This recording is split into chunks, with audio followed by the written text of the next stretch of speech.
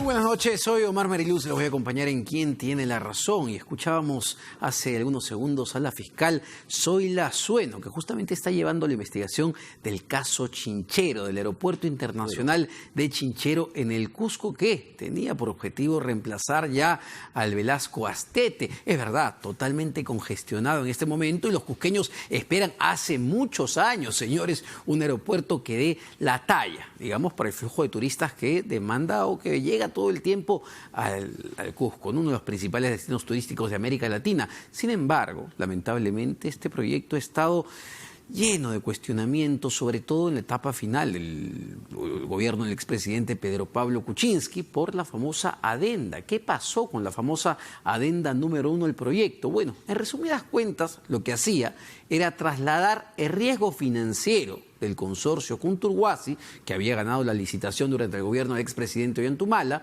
al Estado. El, digamos, argumento del expresidente Pedro Pablo Kuczynski o del gobierno del expresidente Kuczynski era agilizar de alguna manera y ahorrarnos el pago de intereses. Pero pasaba que nadie le quería prestar plata a Kunturhuasi y no podían hacer el cierre financiero. Entonces, extrañamente, se firma esta adenda para avanzar y agilizar el proyecto de alguna manera, pese a las críticas de organismos técnicos como el propio OCITRAN, el organismo supervisor de la inversión en infraestructura. Desde OCITRAN se había dicho en un estudio técnico que esa adenda vulneraba, que esa adenda desvirtuaba en esencia lo que era una asociación pública-privada, pero su directorio, que es diferente, ojo, el directorio de OCITRAN, al argumento técnico del propio regulador, votó con el voto en contra de la presidenta de OCITRAN para que la adenda siga adelante. Una serie de cuestionamientos que ahora está ya en manos del Ministerio Público.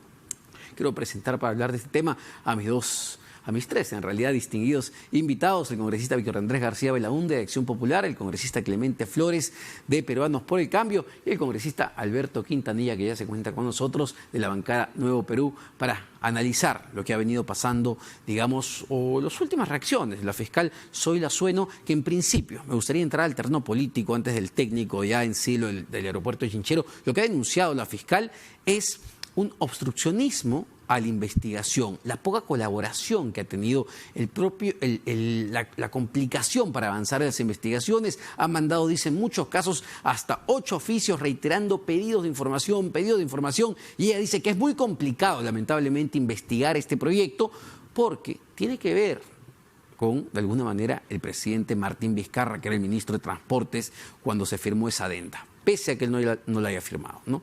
Congresista Flores. Omar, ¿qué pasa? Buenas noches. ¿Qué tal? Buenas. Mira, primero creo que tener las cosas claras, ¿no?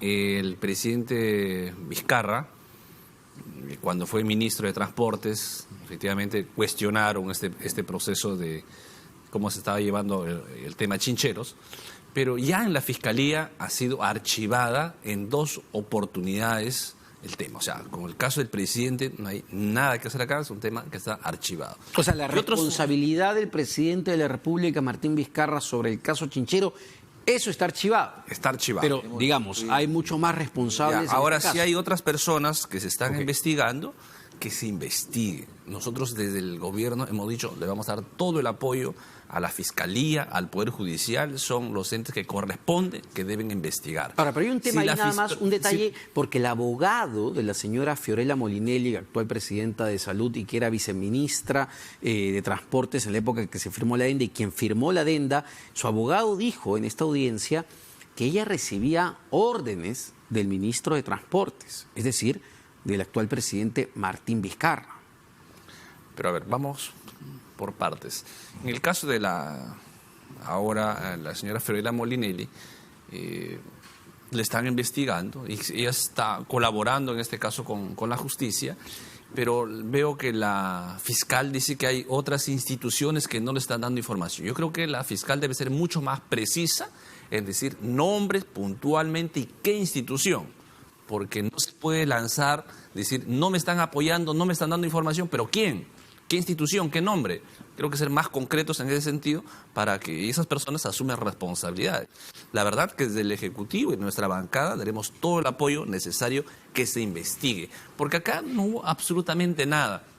Lo que hubo fue un hecho político de querer impulsar el proyecto que venía de muchos años atrás. Pero un error técnico, al menos reconocen eso, que ha habido un error técnico al firmar una adenda que trasladaba el riesgo financiero de un proyecto, de una APP, al Estado, es decir, ¿a razón de qué? Porque tranquilamente lo que se pudo hacer era esperar de que el consorcio Conturhuasi cumpla, venza la fecha para su cierre financiero y bueno, el contrato se venía abajo y se volvía a licitar. No había necesidad de firmar esa adenda. Ese es el principal cuestionamiento. Mira, como Chincheros y otros proyectos en el Perú, la burocracia, la tramitología para avanzar un proyecto es, la verdad, una roca pero inmensa de no poder romper. Entonces, cuando tienes decisiones de querer empujar ciertos proyectos, pues encaminas. Y eso fue lo que hizo en este caso, en ese momento, el presidente Kuczynski, de tratar de impulsar este proyecto. En términos generales, a la fecha, ¿se le da un sol por ese proyecto? No se le dio absolutamente nada. No, lo que trató es en ese momento de hacer una modificación con la gente de caminar el proyecto. Ahora, claro, había intereses en ese momento para que este proyecto no vaya, y hasta ahora, ¿no?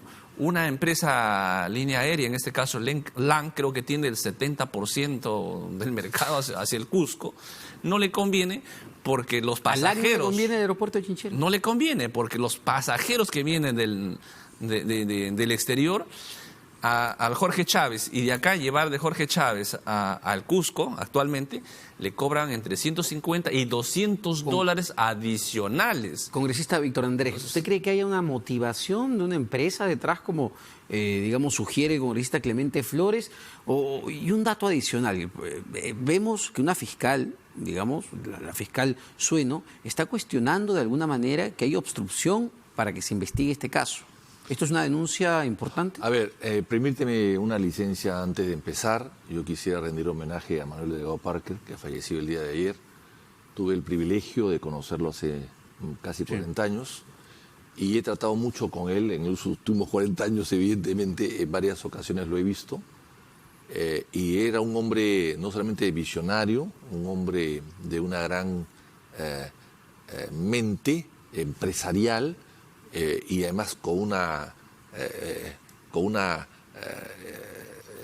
visión exacta de lo que significaban las comunicaciones y la necesidad de integrarse a través de las comunicaciones, que desarrolló una empresa que es ejemplo para todos los peruanos y que es reconocida mundialmente como una radio integradora y casi universal.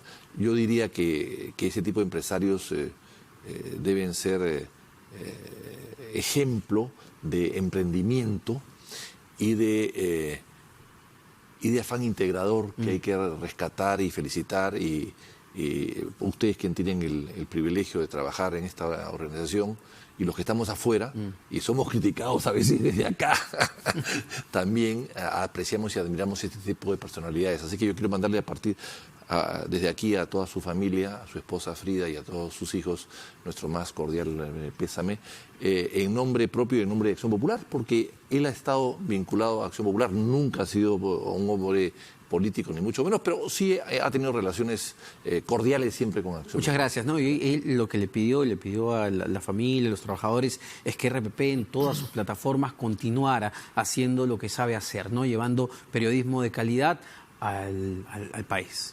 Así es. Bueno, en tanto a la materia, yo no sé si a mí me han acusado de todo por haber hecho la denuncia de esta construcción de este aeropuerto, pero la fiscal, acabo de escucharla, a la fiscal Sueno, creo que se apellida. Sueno, soy la Sueno. Sueno, me parece que ha dicho exactamente lo que ha pasado. Es un contrato que ha favorecido a un operador que ya había sido favorecido en el primer gobierno, en el gobierno de Humala, que se le entregó un contrato gaseoso con pocos límites y con muchas frases para ser interpretadas. Tan es así de que quiso interpretar que había un interés de 22.5% de interés anual, 22%, pero ni siquiera las cooperativas de ahorro y crédito cobran tanto, ni las cajas municipales cobran tanto. Es decir, el interés en dólares en el mundo internacional está a 1.5, estaba en ese momento, inclusive ahora está más bajo. Entonces, es decir, pretender eso me pareció que era una tomadura de pelo. Y ahora yo creo que Vizcarra allí lo que ha hecho es actuar No, él dijo que era lesivo el contrato. Él lo dijo cuando fue al Congreso y expuso el tema. Él dijo que era lesivo al interés nacional el contrato. Pero lo firmó, o mejor dicho, autorizó que lo firmen. Él tuvo que retractarse luego, ¿no? ¿Recuerdan esta entrevista que dio a Cuarto Poder un día antes de renunciar? Y dice justamente, bueno, si el Contralor, en ese entonces Edgar Alarcón, dice que este contrato pues no debería seguir adelante, yo renuncio, y tal cual, presentó su renuncia el lunes siguiente. Pero cuando lo dijo ya sabía que el Contralor había dicho que no. Ya sabía que el Contralor, cuando lo dijo, que fue 24 horas antes, en televisión, y la gente del gobierno acá, el amigo lo sabe perfectamente bien, está mejor enterada que los de la oposición, él sabía perfectamente bien que el informe venía negativo, y él se adelantó y puso el parche. Yo no sé si él haya estado convencido de las bondades del contrato. Lo más probable es que haya estado convencido de las bondades de su entorno, ¿no? Del primer ministro de aquella época, del presidente de la República, que increíblemente sale a una pizarra y hace una serie de números, siendo economista, hace una serie de números como si fuese alumno de primaria realmente, ¿no? Queriéndonos sorprender a todos y tomar el pelo. Y lo que dice la fiscal tiene razón, es un contrato que estaba ya caduco, que había terminado y que la adenda lo reactiva. Y no solamente lo reactiva para darle posibilidades a los señores de Cundruguase que consigan el dinero porque no lo habían conseguido, estaban ya quebrados en este momento, casi en insolvencia. Yo demostré en ese momento que debían 350.000 soles a la SUNAT, que no podían ni siquiera pagarlo. ¿Cómo le entregas una obra de 250 millones de dólares a una empresa que no puede pagar una deuda tributaria de 150.000 o de 120.000 dólares? O sea, estaban ya con problemas muy graves. Y entonces lo que hace esta adenda es cambiar las condiciones y decirle, no te preocupes, tú no consigas dinero, te lo doy yo. El 80% lo pongo yo y tú pones el 20% al final. Las condiciones iniciales eran al revés. El 80% lo ponían ellos y el Estado el 20% al final, las obras para terminar. O sea, y al día siguiente yo te giro un cheque de 40 millones de dólares que circuló por ahí una fotocopia del cheque de 40 millones de dólares para que ellos empiecen el movimiento de tierras. O sea, realmente era un regalo a 40 años. Claro, cuando la idea de cualquier asociación pública-privada es que el privado, en este caso, asuma pues el riesgo financiero. Y el Estado, después de un periodo de tiempo, en este caso eran 6 años, y la memoria no me falla, le empiece a pagar por la obra. Pero en este caso el Estado asumía el riesgo financiero y asumía todo. El problema está que el contrato nace mal, pues. O sea, de la época de Ollanta, que se hace este contrato, donde deja abiertamente el tema de la tasa de interés, no había un monto y efectivamente querían aplicar una tasa por encima del 20%, entonces iba a ser demasiado caro en este caso para el Estado. Por eso es que el Estado le dice, ok, yo te doy los recursos y no me evito de pagar esta tasa de interés que es inmensa, que va a salir súper caro.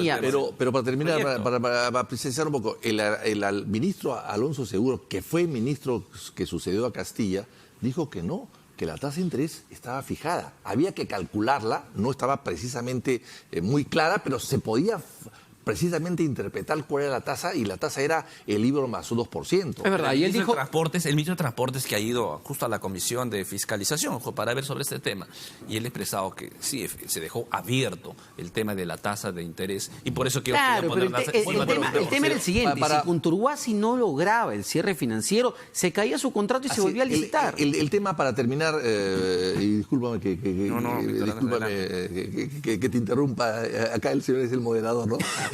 Pero, disculpa que te interrumpa, pero y yo estoy muy de acuerdo, el contrato era malo, pero si era malo, o muy malo, o poco malo, no interesa, pero si era malo, el problema o la pregunta es ¿por qué lo reactivaron? Punto, había que dejarlo que termine y no pasaba nada. No pasa nada. ¿Podría ser una bomba de tiempo, digamos, para el presidente Martín Vizcarra, dado que de alguna manera lo llega a tocar el tema chinchero con Osita Quintanilla? Bueno, yo quiero también sumarme a las condolencias por la muerte de Manuel Delgado Parker, que ha sido un ícono en el periodismo peruano.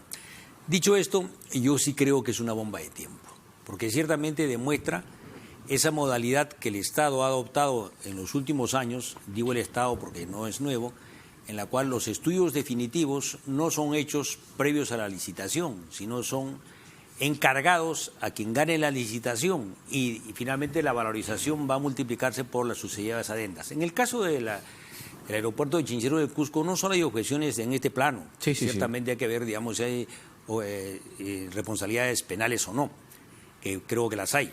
Pero también hay objeciones de tipo si es conveniente técnicamente hacerlo ahí o no, por los vientos, por la solidez del piso, etcétera, etcétera, y por la cantidad que puede costar acondicionar un aeropuerto en ese lugar.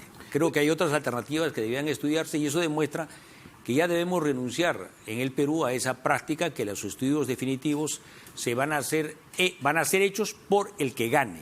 Y el que gane termina multiplicando los valores, aplicando adendas y que siguen multiplicando y imponiendo condiciones. Creo yo que esa práctica de la puerta giratoria, yo desde el Estado favorezco para después trabajar ahí, llevó a salir al presidente Pedro Pablo Kuczynski y también Martín Vizcarra tendrá que responder en su momento. Bueno, si hay un archivo ahora, cuando deje de ser presidente, deberá ser investigado, por el bien de él, porque si es inocente y no tiene nada que temer, que sea una investigación prolija la que lo diga y no simplemente escudarse en inmunidades temporales. Bueno, y había otro tema de sucesos que realmente despertaban una serie de suspicacias, como, digamos, quién era el gerente general del consorcio, Carlos Loré de Mola, que había de todas maneras aportado, Vargas Loré de Mola, efectivamente, que había aportado a la campaña de Pedro Pablo Kuczynski, a la campaña de Peruanos por el Cambio. Hay incluso una foto, digamos, las personas vinculadas al entorno de este proyecto, como la señora Cecilia Blume, la señora Patricia Taullet,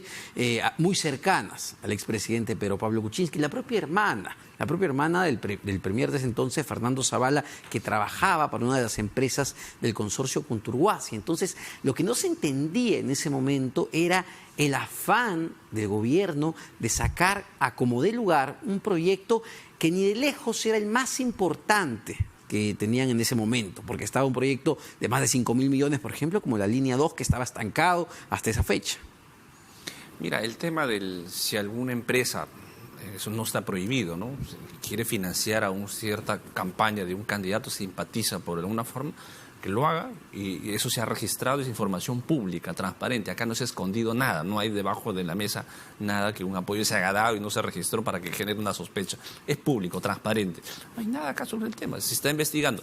Si hay otros funcionarios que están en un proceso de esclarecimiento, que se esclarezca, pero desde el gobierno, que se haga de una forma trabajado para perjudicar, en este caso, al Estado y beneficiar a un privado, en absoluto. Y eso, a la medida que se van dando las investigaciones, seguramente van a quedar totalmente claras como corresponde. ¿Pero cuánto pueden avanzar, usted cree, estas investigaciones, dado el contexto político, ¿no? La propia fiscal Zoila Sueno dice que es muy complicado avanzar con esto en un entorno donde el gobierno, pues, digamos, donde el ministro de ese entonces es gobierno en este momento. Mira, ha pasado hechos en otros gobiernos anteriores también, ¿no? Creo que mayormente es cuando termina el mandato un presidente, que se le investigue todo lo que tiene que investigarse. Pero en este momento, desde el presidente, él se ha puesto a disposición.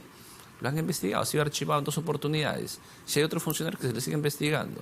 Y que, vuelvo a repetir, si la fiscal dice que hay alguna obstrucción en algunas instituciones, que diga los nombres, pues, ¿no? Creo que eso es lo mejor. Bueno, la Comisión de Fiscalización, entiendo, pidió ampliar la investigación también. Bueno, nosotros pedimos en su momento, hace año y medio, pero claro, lo pedimos nosotros y no nos hacen caso, ¿no?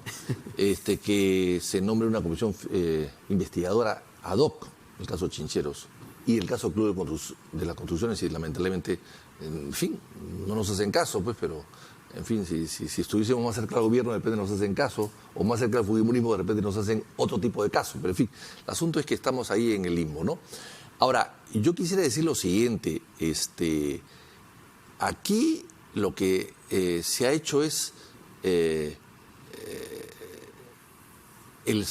no sé si ha habido 2 archivos de comisiones, de fiscalías o de procesos judiciales o investigaciones que se hayan archivado. Sí ha habido una.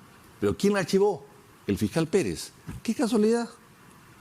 Qué casualidad que es el mismo fiscal que ha archivado el caso Chincheros, que es el fiscal que el señor Vizcarra dejó con la mano extendida al presidente Bolsonaro en Año Nuevo pasado, en su toma de mando, lo dejó ahí colgado. Bolsonaro quería hablar con Vizcarra, pero si son vecinos, hay 3.000 kilómetros de frontera, quería buscar una integración con el Perú, y Vizcarra lo dejó con la mano extendida al presidente Bolsonaro, presidente de Brasil, que es el país más importante en América Latina, y se regresó corriendo a defender a Pérez. ¡Qué casualidad! ¿No será en agradecimiento porque había archivado su denuncia? Y finalmente, este señor Pérez hace lo que no ha hecho la señora fiscal Sueño. Es decir, va a la Contraloría sin avisar, sin requerimiento alguno, y se lleva todos los documentos. ¿Cómo? ¿Eso no es abuso de autoridad? Y se lleva, pero perdón, no solamente se lleva cualquier documento, se lleva todos los documentos, inclusive los borradores de trabajo de los funcionarios públicos de la Contraloría.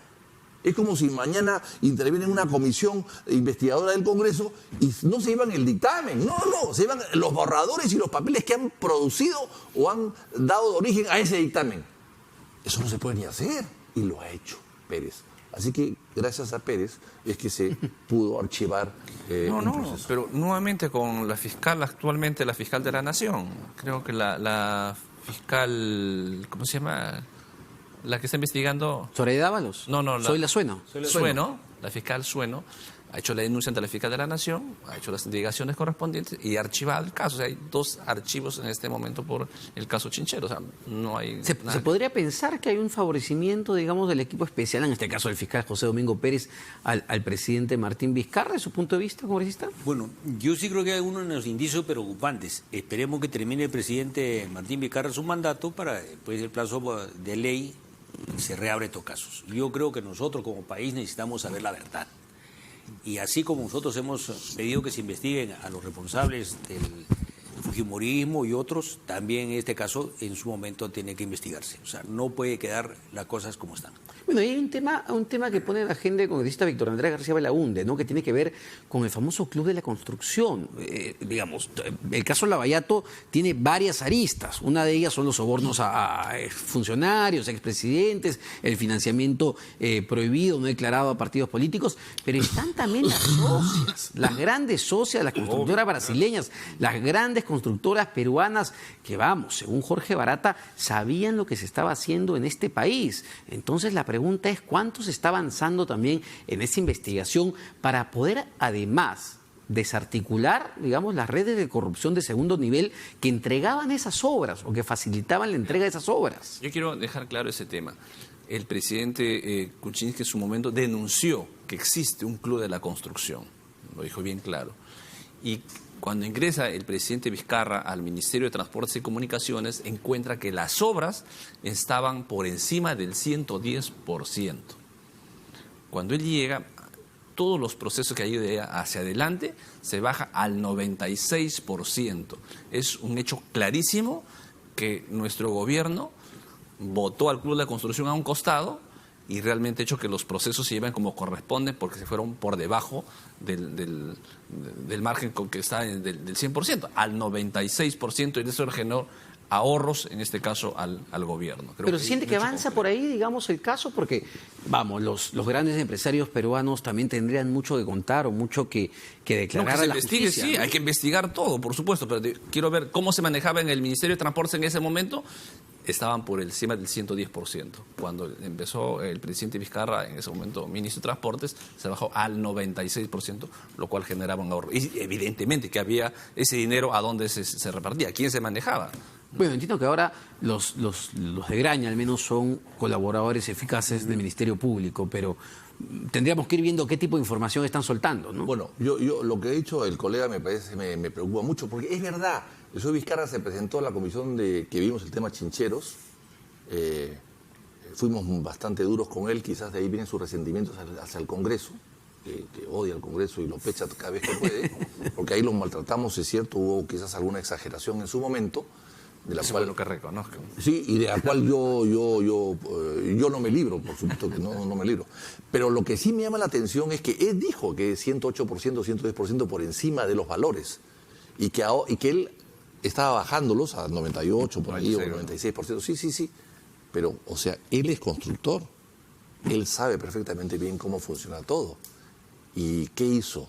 Dijo que había que bajarlo. O sea, sabía que había irregularidades. ¿Qué medidas tomó para evitarlas en el futuro? ¿O para corregir lo que había pasado?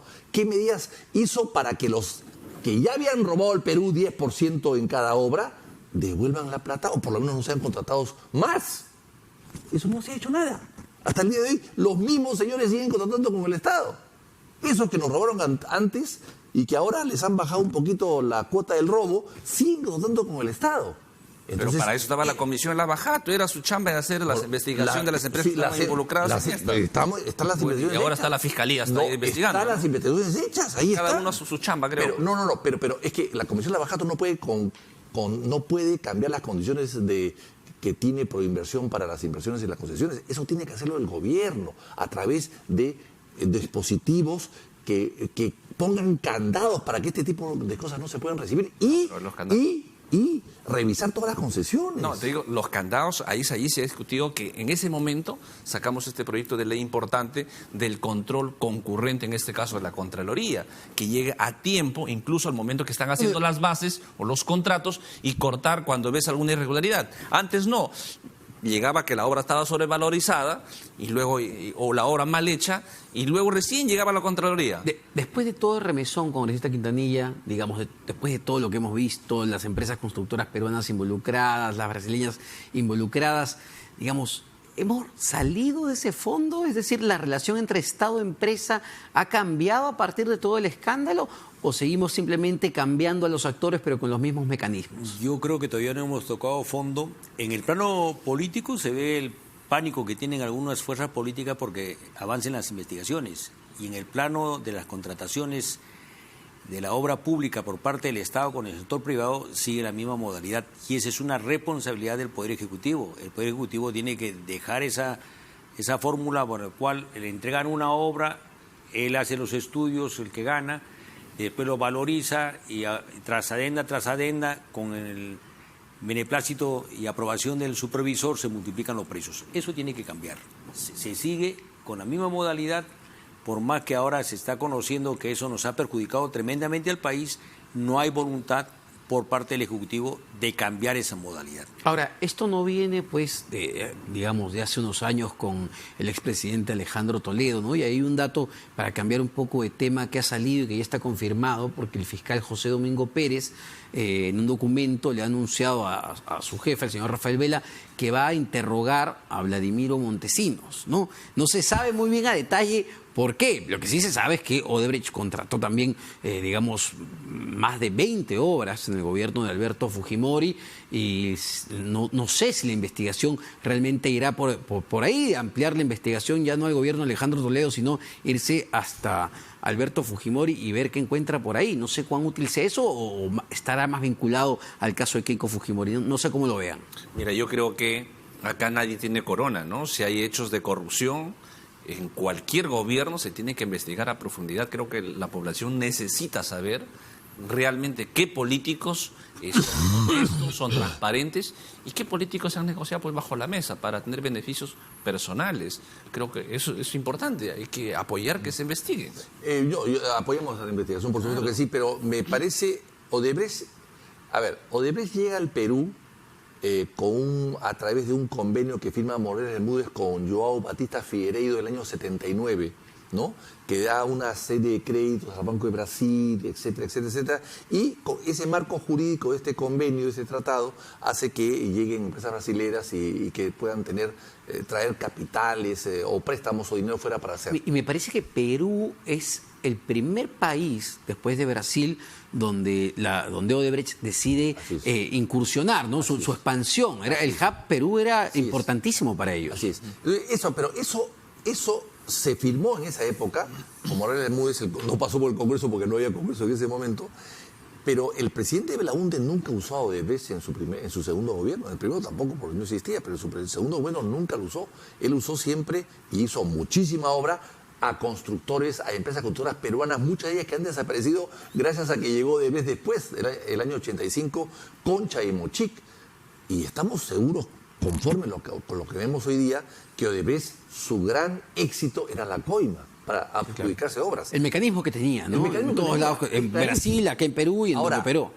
Los escándalos que hemos conocido y la información que ha venido de Estados Unidos, porque acá, como de costumbre, cuando hay escándalos de soborno tan grandes, son noticias que vienen de fuera, no surgen de acá. Acá nadie las descubre, eso viene de fuera. Y eso ha venido de fuera de los Estados Unidos y se ha hablado de coimas a partir de los 2004. O sea, se puede investigar todo, por supuesto que sí, pero muchas cosas deben estar prescritas. Pero lo cierto es que la investigación se debería reducir, o por lo menos, salvo que haya obras continuadas, como Chaimochi, que es una obra que sigue continuando en el tiempo, pero debería enfocarse a partir del 2004, que es lo que la denuncia que venía originalmente, ¿no? Un segundo, congresista Quintanilla, tenemos que irnos con información en vivo a la Universidad Nacional Mayor de San Marcos. Ahí está nuestro compañero Rob Reina, porque entendemos habría sido tomada por los estudiantes. Rob, muy buenas noches, te escuchamos.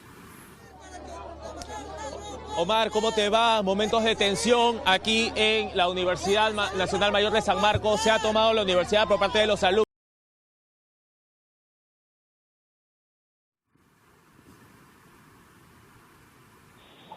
Bueno, vamos a retomar la información en cualquier momento con nuestro compañero Rob Reina, que está en los exteriores de la Universidad Nacional Mayor de San Marcos. Los estudiantes han tomado, hay que recordar que, bueno, hay un conflicto en este momento por una obra vial, la famosa oreja, ¿no? La famosa oreja que tenía que tomar parte del terreno de la universidad, 9.000 metros cuadrados, si la memoria no me falla. ¿Quizá algún comentario, congresista Quintanilla? Bueno, yo creo, digamos, que cuando se pretende tomar parte del terreno del campus universitario de San Marcos debería dialogarse con la comunidad. Y el pretender, digamos, por parte del rector decir que va a esa obra, porque ya hay un acuerdo entre la universidad y la Municipalidad de Lima, no es suficiente. Yo creo que hay que buscar dialogar y convencer a los estudiantes que en la práctica son parte de la reserva moral del país y no pueden dejar de ser escuchados en esta oportunidad. Vamos a volver nuevamente, ya estamos nuevamente con Rob Reina, con toda la información desde la Universidad San Marcos. Rob, nuevamente contigo, cuéntanos.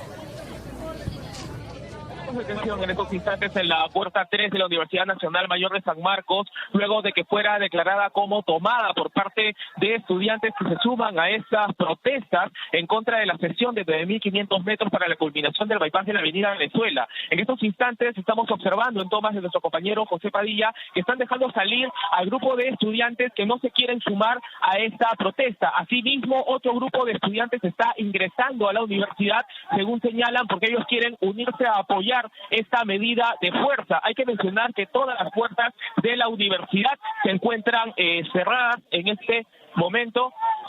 Se encuentran cerradas en este momento. Estamos precisamente, ha llegado el representante, el embajador encargado de Venezuela en el Perú. Vamos a tratar de conversar con él. A la gente, por favor, pueden salir a la gente tranquila. Es un auditorio. Tienen un evento aquí. Sí, tenemos un evento, estamos esperando. A ver.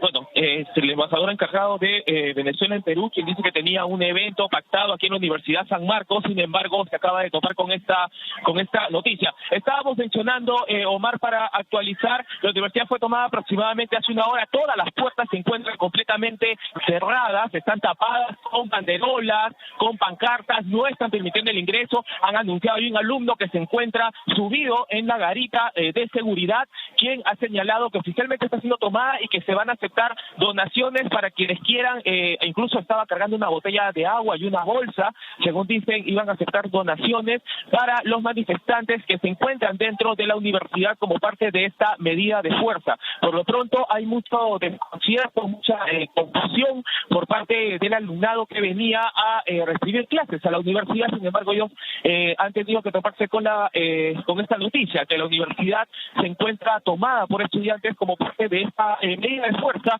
en contra de la culminación del bypass de la avenida Venezuela. Esa tarde, hoy a las 3 de la tarde, tenían una mesa de diálogo con el rector de la universidad, Orestes Cachay. Sin embargo, esta medida terminó siendo frustrada, lo cual provocó la radicalización de esta protesta por parte de los estudiantes. Omar, la policía está a los alrededores con escudos, ellos no han procedido de ninguna manera. Tenemos entendido además que como parte del estatuto de la Asamblea Universitaria, la única forma por la cual la policía podría ingresar sería por autorización y petición expresa del rector. Sin embargo, no hay todavía una comunicación oficial. Sin embargo, actualizamos la información que están saliendo estudiantes del interior de la universidad, quienes han estado aquí recibiendo sus clases y se han topado con esta medida por parte de un grupo de alumnos que se suma a esta protesta. Están saliendo los estudiantes que no quieren no quieren medida de fuerza. Nosotros vamos a continuar aquí y regresaremos con mucha más información en breve. Vuelvo contigo, Omar.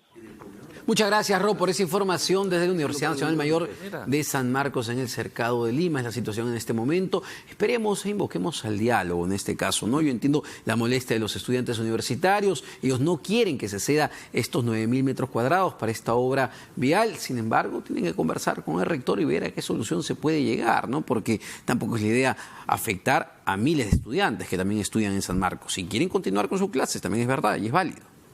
No, yo creo que a los chicos tienen que explicarle, ¿no?, la importancia de este proyecto, que tienen que echar la vía. Es un tema de interés que realmente la Municipalidad de Lima tiene este proyecto. Por un lado, si el rector está de acuerdo, creo que también él debería hablar con los chicos y no llegar a ese tipo de enfrentamientos, ¿no? Creo que pueden llegar, el diálogo es lo más importante, pues llegar a un buen acuerdo, ¿no? Sin embargo, este tema ya tiene varios años, ¿ah? Los estudiantes han mostrado su rechazo totalmente a ceder esta parte del terreno. No sé qué solución realmente puede haber en medio. Pero son 11 años, ¿no? Sí, 11 años. Sí, ya tiene tiempo. Y entonces los estudiantes de hace 11 años que se oponían no son los mismos que ahora. Sí, sí. Entonces ahí se ve pues que hay un manejo político del tema, ¿no?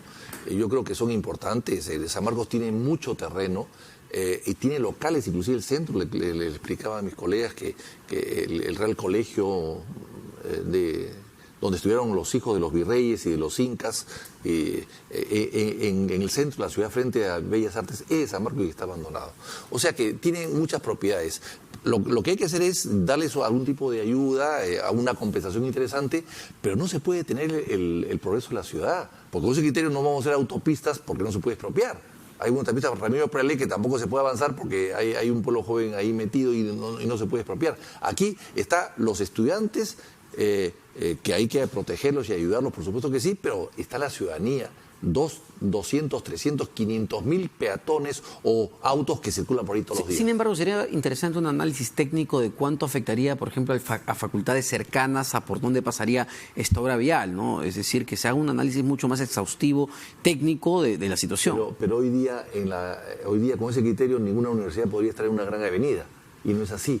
Hoy día hay lunas, vidrios, ventanas totalmente acústicas, o sea que eso se puede superar. Bueno, yo creo que hay que buscar el diálogo, explicarles a los estudiantes, convencerlos, darles mecanismos de compensación, pero lo que no se puede hacer es decidir sin consultarles. Perfecto, señores, muchas gracias por acompañarme esta noche. En Quien Tiene la Razón nos vamos a una pausa, no se despeguen porque venimos a hablar de una serie de temas controversiales como el financiamiento a los partidos políticos y cómo esto tiene que ver con el lavado de activos, cuál es cuál, a partir de una ley que ya entró en vigencia el 27 de agosto. Bueno, venimos con eso.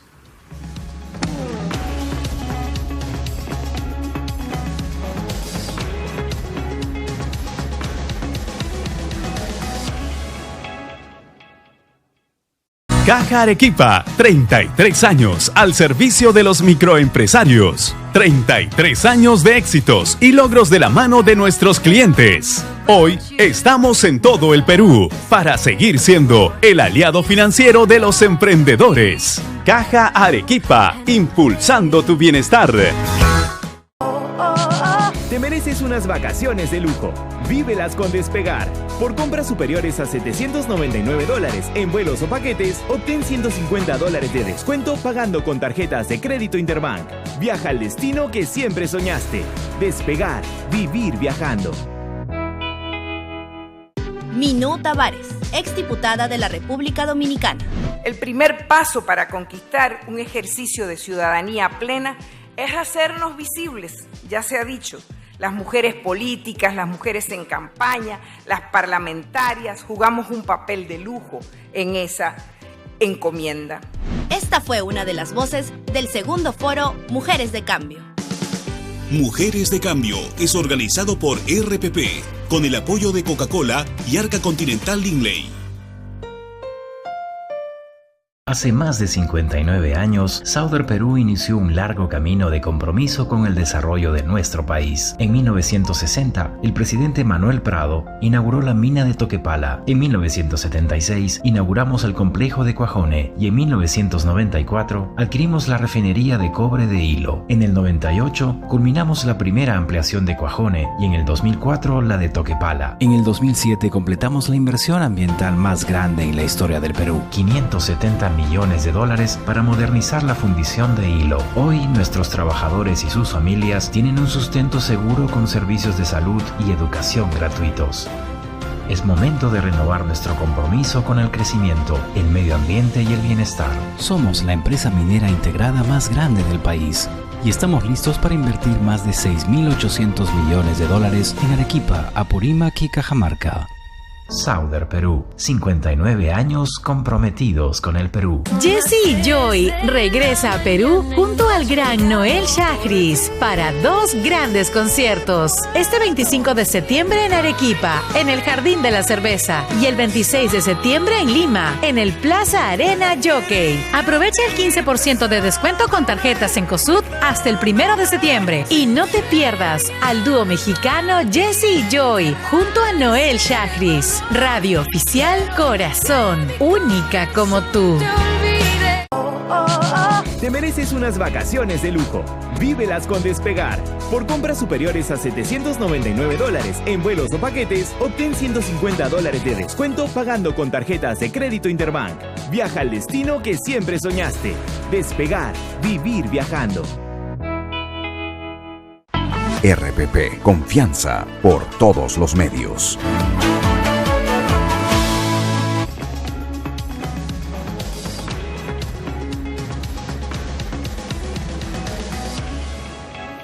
Bueno, ya estamos con el abogado del expresidente Ollanta Humala, abogado penalista Julio César Espinosa, para hablar de diversos temas, no solamente de los casos que él sigue, que bueno, se podrían replicar en verdad a muchos políticos, ¿no? Porque estamos hablando de varios expresidentes acusados de alguna manera de recibir fondos de campaña que para el Ministerio Público son lavado de activos. Sin embargo, ya hemos escuchado algunas voces que dicen que no, eso no es lavado de activos, eso es financiamiento no declarado, es una falta administrativa. Y a razón de eso, doctor, le pregunto sobre ya la nueva norma que ha salido el 27 de agosto, ya está en vigencia, incluso la defensa de Pierre Figari, asesor de Keiko Fujimori, buscó y le solicitó al fiscal que adecúe su investigación de alguna manera bajo el paraguas de esta norma del financiamiento prohibido a partidos políticos y no de lavado de activos, que lo que entiendo, y corríjame por favor, en la práctica la pena máxima se reduce de 25 años a 8 años, 25 para el lavado de activos, 8 años para el caso de financiamiento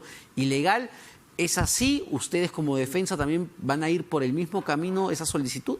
A ver, buenas noches, Omar, gracias por la invitación. Decirte que primero, el contexto en el que surge esta nueva ley es precedido por una reforma constitucional generada en el referéndum del año pasado, así es que suficiente legitimidad, entendemos, la tiene, y por eso el gobierno del presidente Vizcarra decide finalmente ya promulgar. Pero no es cuestionable que los mismos partidos políticos que tienen complicaciones con este tema del financiamiento no declarado y tienen investigaciones, aprueben pues en su conjunto una ley que en la práctica los va a beneficiar. Bueno, el tema hay que verlo en el contexto de una coyuntura que tiene ya, digamos, bastantes meses anteriores a la promulgación y la discusión de esta ley, y entender que si hay algo que siempre se ha discutido y en el ámbito jurídico ha sido un debate intenso, aún no resuelto y que no se resolverá prontamente tampoco, es si un aporte para campañas políticas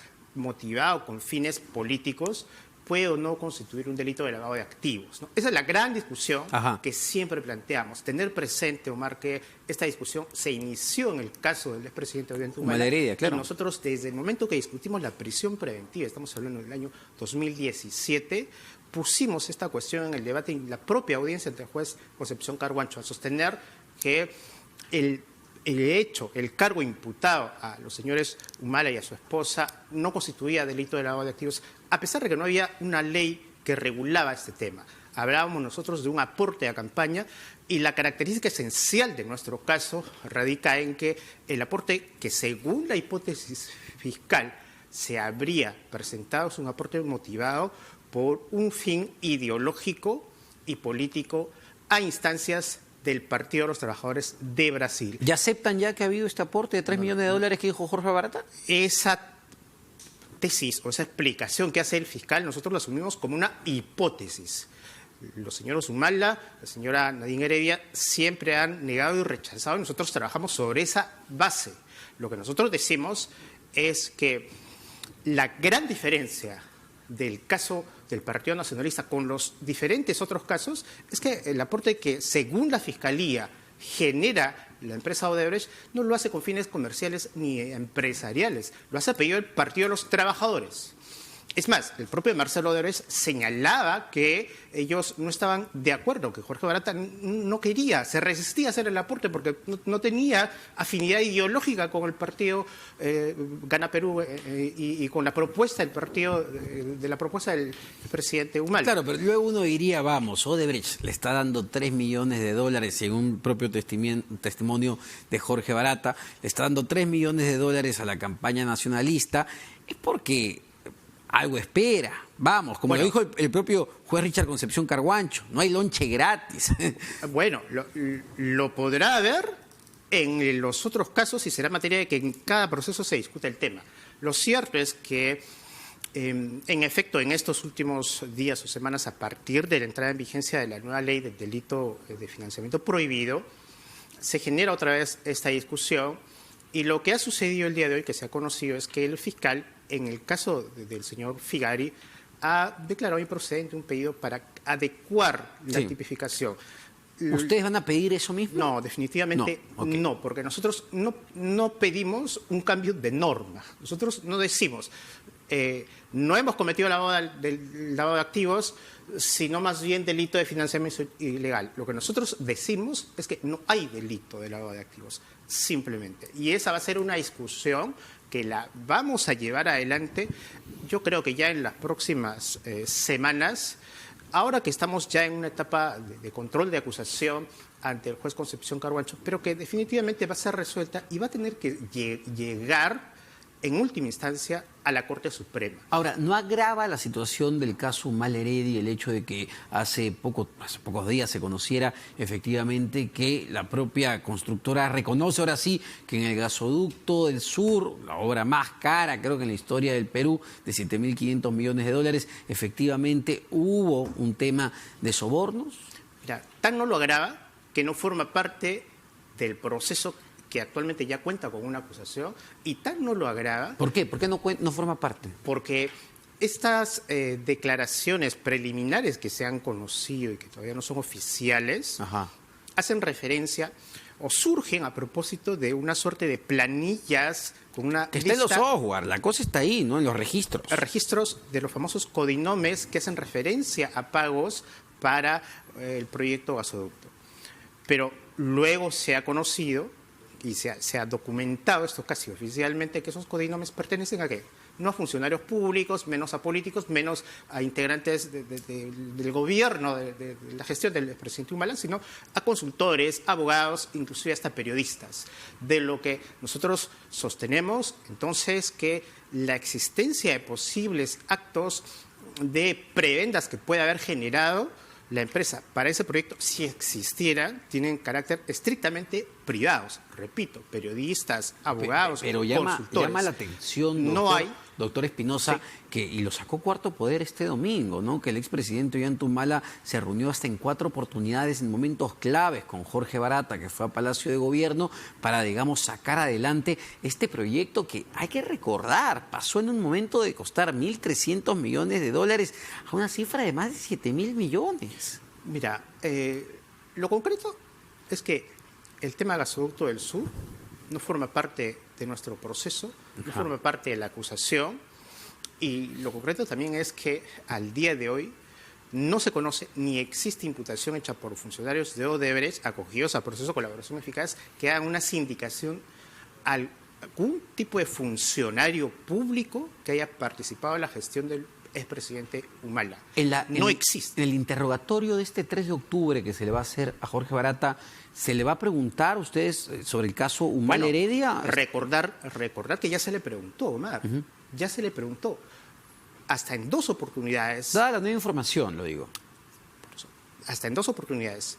Cuando Jorge Barata ya tenía condición de colaborador eficaz ante el fiscal Juárez, ante el fiscal Rafael Vela, ante el fiscal Orlando Martelo de Brasil, ya en su condición de colaborador eficaz, se le preguntó directamente si el proyecto de gasoducto del sur tenía alguna relación con el aporte que se hizo el año 2011, según la tesis del fiscal. Se lo preguntó el propio Ministerio Público y obviamente la defensa también. Y Jorge Barata dijo que no había ninguna relación y es más, no tenían ninguna vinculación con algún tipo de prevención. Doctor, pero el problema es que ese proyecto sigue en marcha y en este momento se encuentra en un arbitraje internacional. Entonces, muy probablemente, y bueno, yo estoy especulando, para la empresa reconocer que dio sobornos en ese proyecto sea muy negativo cuando esto se define en el arbitraje de Luxemburgo. Bueno, habrá que ver si el gobierno digamos, las pautas con las que está manejándose la negociación que hace la Fiscalía con la empresa llegan a brindar algún tipo de información que se entiende tendría que ser de carácter incriminatorio. Pero lo que te puedo afirmar, a la luz de toda la información que ha salido hasta el día de hoy, que no hay ninguna información que haga referencia a algún tipo de prebenda o algo parecido a los funcionarios públicos del gobierno del expresidente Humala. Bueno, otro dato interesante tiene que ver con el acuerdo que ha publicado el Poder Judicial, ¿no? La Corte Suprema, que ha precisado una serie de requisitos para la prisión preventiva. ¿Qué cambia a partir digamos, de ahora? Y si esto tiene que ver con el fallo Humala Heredia del Tribunal Constitucional, ¿tienen relación? Porque de alguna manera el TC le enmienda la plana pues al Poder Judicial. Bueno, a ver, este acuerdo plenario se produce en un contexto bastante particular. Particular por los casos emblemáticos que se vienen produciendo en los últimos meses y en buena cuenta motivado por esta coyuntura, la Corte Suprema decide volver a discutir diversos criterios para la aplicación de esta medida de la prisión preventiva. ¿Qué cambia, diríamos, algunos criterios referidos fundamentalmente a cómo los jueces deben analizar y valorar el peligro procesal, básicamente el peligro de fuga y el peligro de obstaculización en casos complejos, que es donde la Corte Suprema, en este acuerdo publicado el día de hoy, ha establecido pautas para que ese análisis sea más riguroso en cada caso concreto. Lo que dice la Corte Suprema es que el peligro procesal no puede surgir de una presunción, digamos, abstracta, hipotética, sino que en cada caso tiene que precisarse y el juez tiene que intentar verificar con datos del propio comportamiento del imputado el modo en que su conducta procesal afecta el desarrollo del proceso y en qué medida, si se impusiera una medida de prisión preventiva, esta tenga que durar un plazo largo, por ejemplo 36 meses, o debe más bien darse por plazos mucho más reducidos. Con estas precisiones, por ejemplo, para que la gente entienda, el expresidente Humala, la señora Nadine Heredia, la señora Keiko Fujimori, ¿no estarían en la cárcel?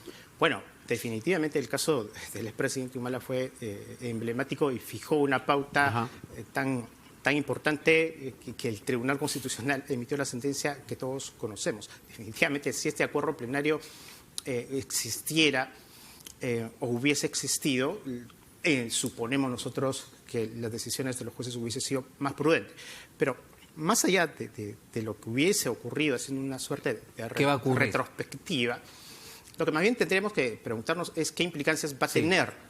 ¿A quién favorece? Yo diría que este acuerdo plenario no es ni pro investigados, ni favorece la defensa de decenas de personas que están actualmente discutiendo temas de prisión preventiva, ni tampoco es un acuerdo plenario pro fiscalía o pro persecución. Yo diría que la virtud de este acuerdo plenario es ser equilibrado, es haber puesto, repito, los puntos sobre las IES, sobre los temas de los presupuestos de la prisión, el peligro, el plazo, la función del juez, el modo como el juez debe conducir una audiencia, cómo debe fundamentar su decisión, buscando, digamos, lo que en derecho siempre decimos, un equilibrio entre lo que es la libertad por un lado y por otro lado la eficiencia en la lucha contra la delincuencia en términos generales. Ahora, otro dato que de todas maneras quiero preguntarle es el paralelo entre el caso de Keiko Fujimori y el caso Humala Heredia en el Tribunal Constitucional. Conversaba con el doctor Humberto Abanto, defensa de Jaime Yoshiyama, y él me decía que eran casos bastante, pero muy similares. Entonces se desprendía que el Tribunal Constitucional tendría que tener un fallo favorable a la liberación de Keiko Fujimori, dado el fallo Humala Heredia. Mira, en principio yo te diría que lo lógico tendría que ser que el Tribunal Constitucional vaya en la misma línea, es decir, afirmar los criterios de preservar la libertad y establecer grandes parámetros para que la prisión preventiva sea muy excepcional y a partir de ahí decidir la situación de la señora Keiko Fujimori. ¿Son casos idénticos? Sin embargo, hay matices y matices muy importantes. A ver. El primero diríamos que en el caso del expresidente Humala y la señora Heredia, el Tribunal Constitucional tuvo que anular únicamente la decisión del juez Concepción Carhuancho más la resolución de la Sala de Apelaciones. No subió hasta la casación, entiendo, ¿no? Subió, pero la sala ni siquiera la admitió a trámite. No la admitió a trámite.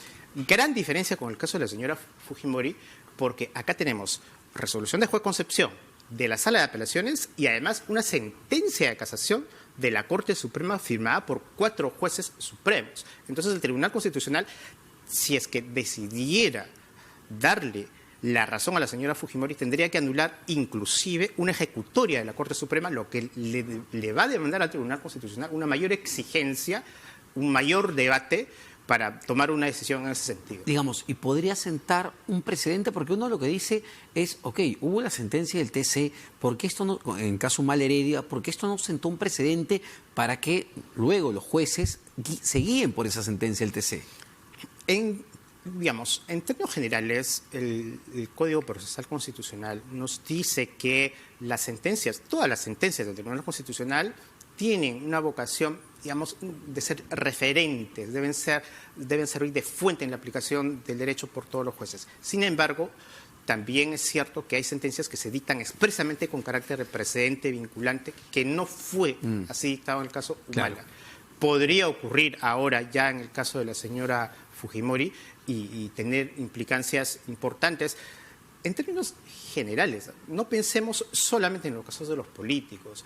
Me pongo a pensar, por ejemplo, en casos recientes. Hace como 3 meses, un niño del colegio Trilce, no sé si recordarás, sí, ¿verdad? con una pistola, disparo accidental a su compañero, creo que de 10 años. Fue detenido. Y un juez ordena su prisión preventiva a un niño de 12 años, que felizmente luego se revirtió.